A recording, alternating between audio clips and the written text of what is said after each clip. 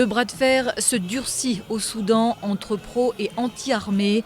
Les deux camps mobilisent leurs partisans. Ceux qui réclament un transfert complet du pouvoir aux civils ont défilé en masse jeudi. Ils étaient des dizaines de milliers ici à Khartoum et dans plusieurs autres villes du pays. Je manifeste parce que je veux que les militaires remettent le pouvoir aux civils. Leur temps est fini.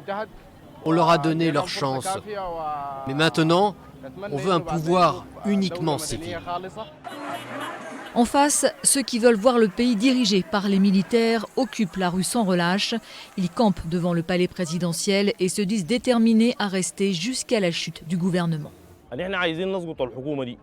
Le gouvernement civil a échoué. Nous voulons un gouvernement de militaires pour assurer la transition. En 2019, une révolte avait mis fin à 30 ans de dictature d'Omar el-Béchir. Et depuis, le Soudan tente de mener une difficile transition, supervisée par le général Bourhan, chef du Conseil de souveraineté composé à la fois de militaires et de civils. Selon le Premier ministre Abdallah Hamdok, le pays traverse la pire crise de l'après-Béchir. Il y a un mois, il avait déjà dû faire face à une tentative de coup d'État et il subit par ailleurs un blocus de son principal port. Depuis mi-septembre, des manifestants paralysent Port-Soudan, provoquant des pénuries alors que l'inflation avoisine déjà les 400%.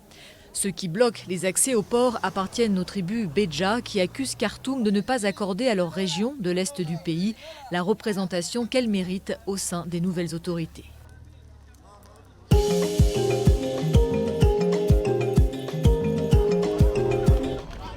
Un an après, la jeunesse nigériane ne veut surtout pas oublier.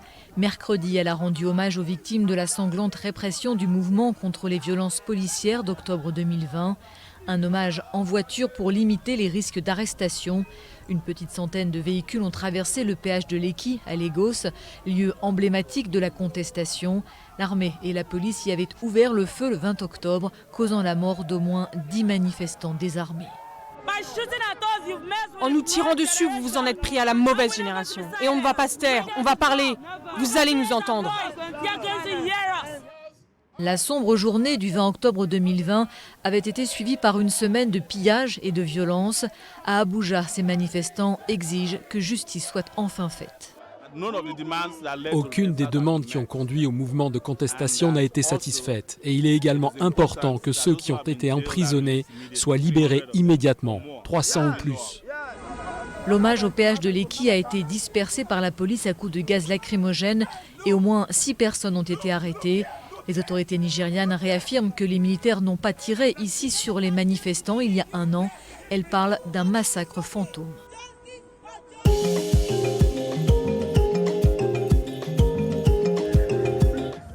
Quatre mois après son retour au pays, Laurent Gbagbo fait cette fois son retour sur la scène politique. L'ancien président ivoirien a lancé un nouveau parti d'opposition, le Parti des peuples africains. Moi, je ferai la politique jusqu'à ma mort. Mais à 76 ans, Laurent Gbagbo a aussi dit ceci. Après ce parcours-là, la sagesse, c'est de se préparer à partir. C'est ça la sagesse.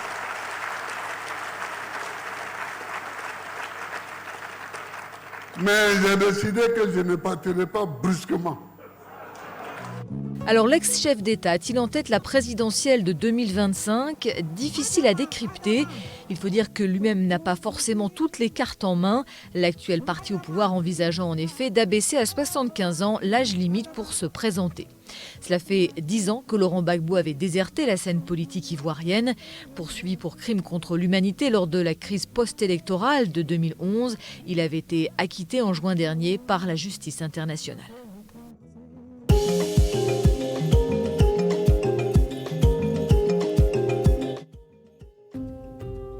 Longue de 3 km 600, cette colossale barrière de rochers est censée protéger Saint-Louis des assauts de l'Atlantique. L'ancienne capitale de l'Afrique coloniale française est considérée comme l'une des villes africaines les plus exposées à la montée des océans.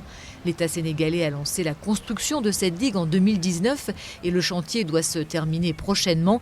Ce pêcheur ne passe pas une journée sans venir vérifier l'avancée des travaux.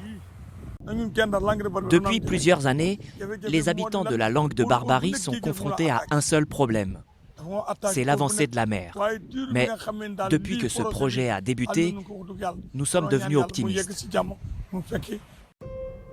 La Langue de Barbarie est un étroit cordon sableux d'environ 25 km de long entre le fleuve Sénégal et l'océan.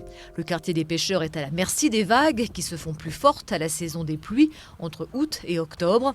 Avec le réchauffement climatique, le littoral est confronté à l'élévation du niveau de la mer, mais aussi à des inondations plus fréquentes, ce qui accélère le phénomène d'érosion côtière. En 2018, la furie des vagues a laissé plus de 3200 personnes sans toit. Abdourahmane Gueye et sa sœur Mariam vivent depuis dans les débris de leur maison.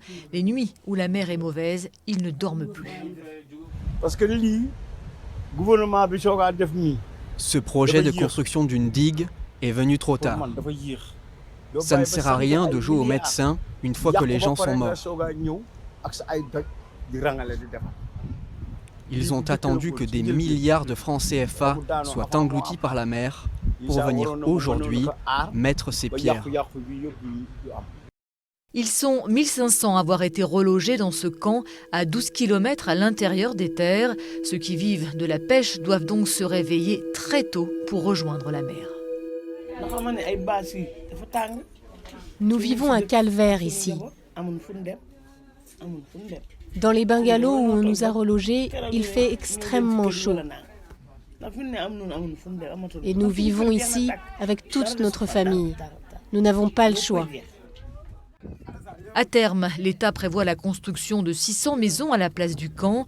Plus de 10 000 personnes vont être déplacées pour dégager une bande de 20 mètres entre la digue et les premières habitations. Mais pour certains experts, les responsables politiques ne font que reculer le problème. C'est quelqu'un d'entre eux-mêmes qui m'a dit que c'est pour une décennie. J'ai dit que c'est assez de gaspillage. Comment on peut dépenser autant de millions d'euros pour nous, autant de milliards de francs CFA pour une décennie? La mairie de Saint-Louis rétorque qu'elle dépense tout simplement autant qu'elle le peut. Le projet est estimé à 100 millions d'euros, financé en partie par la Banque mondiale.